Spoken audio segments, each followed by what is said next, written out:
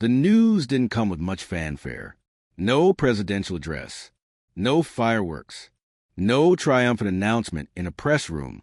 It slipped quietly into policy, a single line item tucked away in a government bulletin.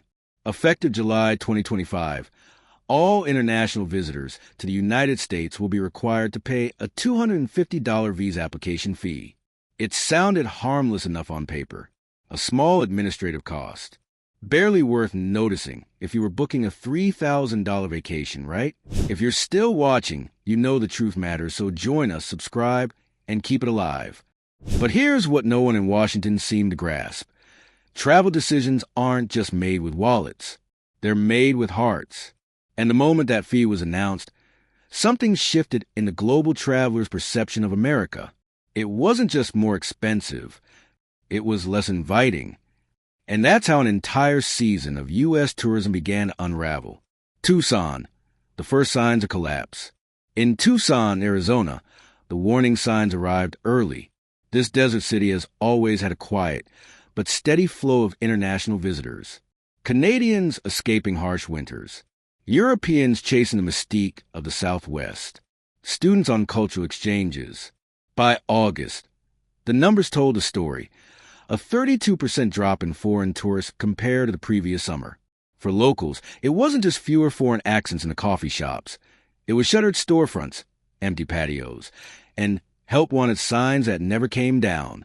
Nearly 40% of tourism-dependent businesses, boutique hotels, guided tour companies, small art galleries, had either laid off staff or closed entirely. The city's signature events, once proudly multicultural, suddenly felt quieter, smaller, diminished. One cafe owner summed it up. It's not just the money they spend, it's the energy they bring. Without them, Tucson feels smaller. Spokane, the vanishing workforce.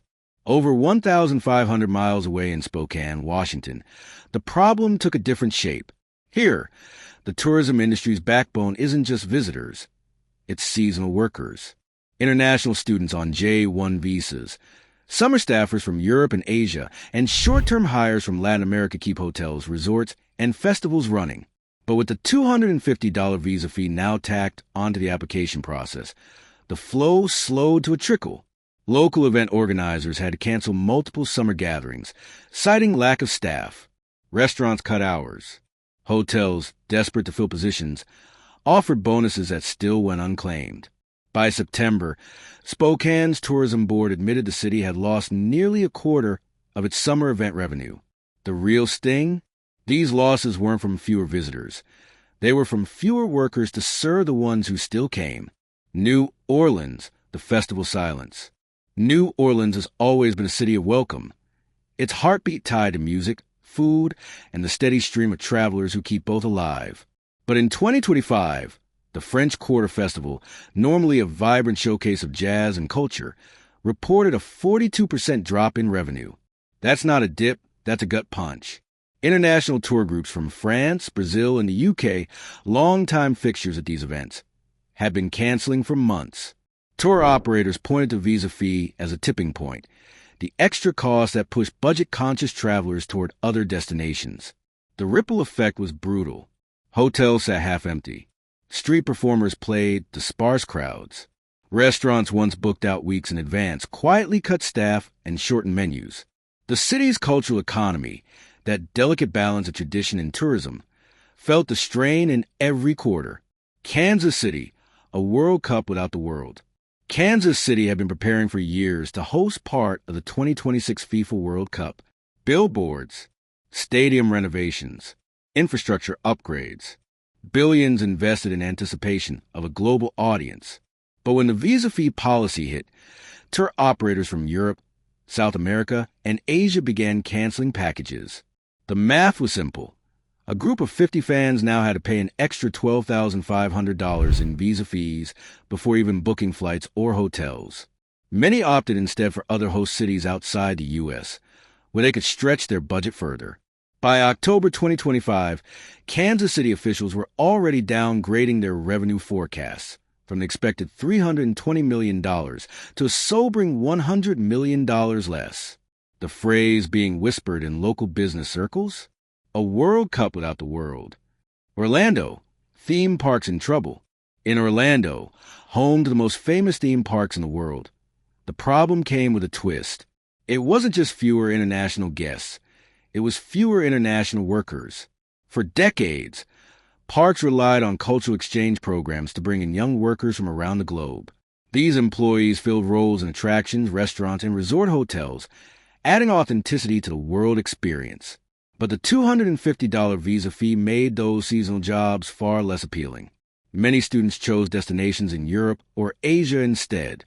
By midsummer, guests were complaining about longer wait times, reduced park hours, and fewer multilingual staff. Reviews on travel sites began to reflect frustration, and bookings for 2026 dipped accordingly. The magic, it seemed, was harder to maintain when the workforce itself had been priced out. New York City, a global icon in retreat. No city in America is more tied to international tourism than New York. In 2025, the projection was stark, a $4 billion loss in international tourism revenue. For a city that thrives on the spending power of global visitors, in Broadway tickets, luxury shopping, high-end dining, that's more than an economic hit. It's an identity crisis. Marketing budgets were slashed. Airport arrival halls felt emptier. Iconic attractions like the Statue of Liberty and the Empire State Building saw visitor numbers fall to levels not seen in over a decade. Local business owners talked about the echo, the way once crowded sidewalks now felt hollow, the chatter of multiple languages replaced by quieter, local foot traffic. The psychological shift. If you ask Washington officials, the $250 fee was meant to offset processing costs and tighten border controls. If you ask global travelers, it felt like a door closing. The policy sent a message, intentional or not, that international visitors were less partners in cultural exchange and more customers being charged a premium at the gate. And in a world where travel options are more plentiful than ever, people simply chose to go elsewhere. Why navigate U.S. bureaucracy, pay $100 more, and risk long waits at customs when Canada, Portugal, Thailand, or Japan are ready to welcome you with fewer hurdles? The broader consequences. Economists are quick to point out that tourism is a multiplier industry. Every dollar spent by a tourist circulates through restaurants, shops, transport services, entertainment venues, and local wages. So when international tourism drops sharply, it's not just hotels that feel it. It's laundromats, taxi drivers, farmers selling produce to restaurants, artists selling in street markets. The $12.5 billion projected loss in 2025 is only the surface number. The real damage is harder to measure. The missed opportunities, the businesses that won't reopen, the jobs quietly eliminated. The big question now is whether this is a one-season dip or a permanent realignment. Some optimists argue that travelers will adapt, factoring the fee into their budgets. That 2026 will bring a rebound as people plan further ahead. But others see a deeper shift, a change in how the world perceives the United States as a destination. Less accessible, less welcoming, less worth the hassle. And perception, once lost, is hard to rebuild. Lessons from the crisis. For the U.S., the visa fee crisis is a reminder that tourism isn't a one-way transaction. It's a relationship, one built on trust, accessibility, and the sense that visitors are valued. Erecting financial barriers, especially without a robust outreach effort to explain or offset them, risks sending the wrong message. And for cities like Tucson, Spokane, New Orleans, Kansas City, Orlando, New York, the cost is already here. Not in theory, not in projections, but in empty hotel rooms, darkened storefronts, and cultural events playing to smaller crowds. Tourism has always been about more than money. It's about connection, exchange, and the soft power that comes from being part of someone else's cherished memories. In 2025, America is learning what happens when that connection frays. And the question that hangs over the next travel season is simple. Will the world come back? Because in an era when borders are more open digitally than physically, the answer may depend less on price tags and more on how welcome people feel when they get here. You could walk down certain streets in Tucson, Spokane, or even the French Quarter in New Orleans right now and feel it. Not just see it. Feel it. It's in the boarded-up windows where a cafe once served travelers from 3 continents in a single afternoon. It's in a chalkboard outside a hotel that says discount available. Just ask. Something no hotel in these areas would have needed in the height of summer 2 years ago. It's in the way servers linger near empty tables in the middle of the day, glancing at the door, hoping someone, anyone, will walk in with a foreign accent and a camera strap around their neck. The $250 visa fee wasn't just a surcharge. It became the first domino in a slow, painful collapse of something deeper. America's image as a place people dream of visiting. The fee that feels like a wall. To Washington policymakers, $250 is barely a fraction of what most international travelers spend on a U.S. trip. Their argument? If you can afford the vacation, you can afford the fee. But travel isn't just math. It's psychology. Imagine you're a family in Argentina, planning your first trip to U.S. The flights are already stretching your budget. Hotels are pricier than expected. The dollar exchange rate is painful. And now you're being told you must add a $1,000 line item to your budget just to apply for visas for 4 people. You start looking at alternatives. Portugal? No visa fee. Thailand? Electronic travel authorization for a fraction of the cost. Canada?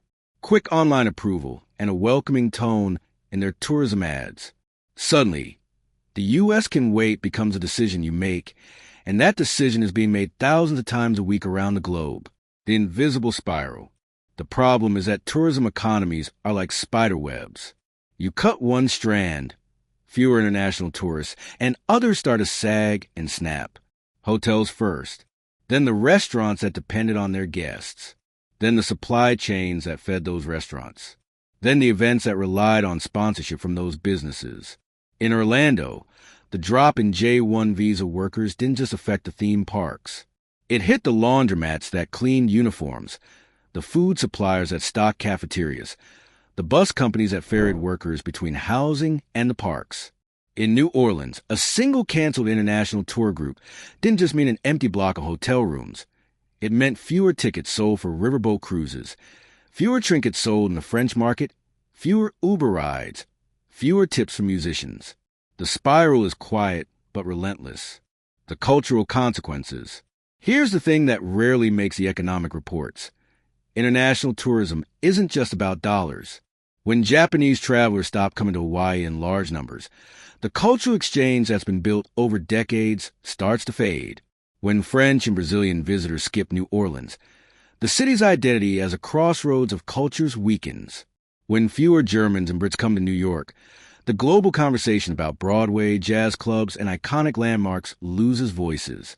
America's soft power, the goodwill, influence, and global cultural relevance that come from being a place people visit, love, and talk about, erodes when fewer people experience it firsthand. You can't replace that with a marketing campaign. Desperation at the local level. By late summer 2025, some cities had already shifted into damage control mode.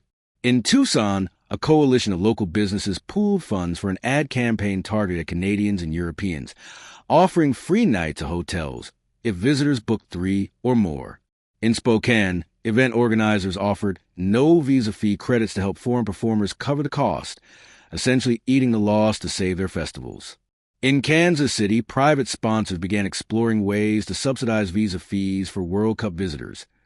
A bizarre situation where local businesses were trying to offset a federal policy just to save the event's projected revenues. These moves were creative, but they were also desperate. Cities shouldn't have to bribe tourists to come. The fact that they felt they had no choice shows how deep the damage already runs. Washington's blind spot. Federal officials defend the fee as a necessary security measure and a way to cover administrative costs. They point to similar fees in some other countries as evidence the U.S. isn't doing anything unusual. But what they fail to see is context. Countries that charge steep visa fees often balance them with other advantages, longer permitted stays, streamlined application processes, or bundled services. The U.S., by contrast, now offers travelers the highest combination of cost, bureaucracy, and post-arrival inconvenience. Long immigration lines, unpredictable customs inspections, and in some cases, aggressive questioning at the border. When you combine all that with a high-profile fee increase, it doesn't read as security to the rest of the world. It reads as, you're not really wanted here. the big city numbers game. Let's strip this down to hard numbers for a moment. New York City's projected $4 billion loss in international tourism revenue isn't just a headline. It's a chain reaction. The city collects less in hotel taxes, meaning fewer funds for cultural grants. Museums sell fewer tickets, meaning they cut back exhibitions. Broadway shows lose a chunk of their audience, meaning shorter runs and fewer jobs for stagehands, musicians, and actors. In Orlando, park attendance might still look strong in raw numbers, but the per guest spending is dipping because domestic visitors spend differently than international ones. That difference, sometimes hundreds of dollars per person, adds up to millions lost over a single summer season.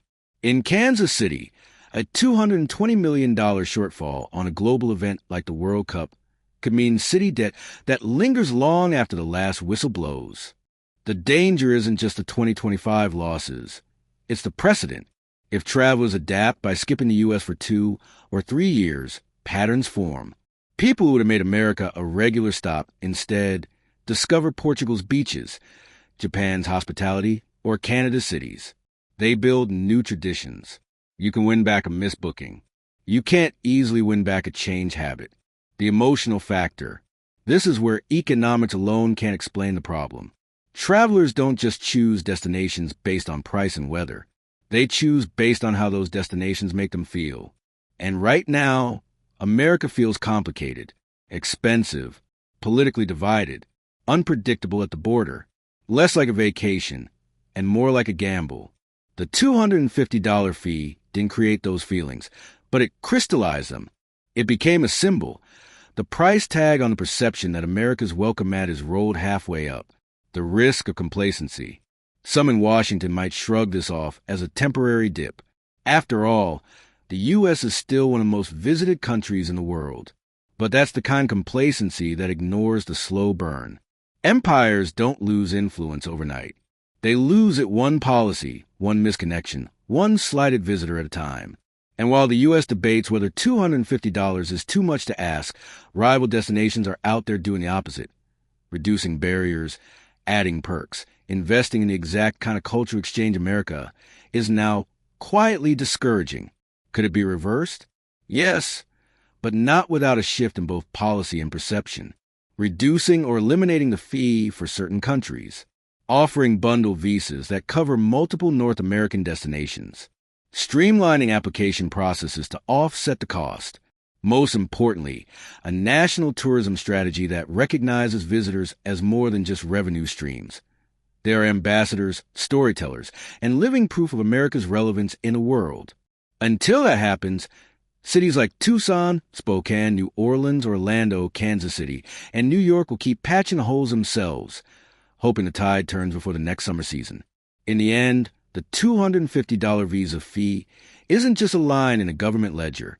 It's a test to whether America still understands the value of being open to the world, a test of whether it sees tourism as a transaction or a relationship, a test of whether it realizes that the loss of a single traveler is more than a missed booking. It's the loss of a story that might have been told about this place to the world. Right now, the results aren't looking good. Talk to anyone running a small cafe, boutique hotel, or family-owned shop in these tourist cities, and you'll hear the same quiet resignation in their voice. They'll tell you about the summer of 2023, when you couldn't find a seat in their restaurant without a reservation, when their hotel was booked solid months in advance, when half the accents you heard on the street weren't American, and that was a good thing, a sign the city was alive, connected to the world. Now, they're lucky to see 1 or 2 foreign guests a week. In Tucson, a gift shop owner I spoke with said she's cut her store hours in half. Not because she wants to, but because there's no point paying staff to stand behind the counter all day. We used to sell maps in French, German, Japanese, she said, gesturing to a dusty rack in the corner. Now they just sit there. We haven't reordered in months. In Spokane, a bed and breakfast owner told me her summer bookings from the UK dropped so sharply she started renting rooms to long-term domestic tenants just to cover the mortgage. We were part of people's bucket lists, she said. Now they've crossed us off before they even get here. And in New Orleans, a musician who plays on Royal Street told me tips are down by half. Not because locals don't appreciate the music, but because tourists who come from farther away tend to be more generous. They've saved up for years, so when they get here they spend, he said. The locals, they're struggling too. They don't drop a 20 in the hat. They drop a buck if they can. This is what the $250 visa fee looks like when it's not just numbers and report. It's the extra shift a single mom can't get at the restaurant because the tables aren't full. It's the festival that has to cut its lineup because there aren't enough ticket sales. It's the cab driver who parks his car for 3 hours between rides because no one's flying in from overseas to fill the back seat. And the cruelest part? Most of these people never had a say in the decision that started it all. Yet they're the ones paying the price every single day.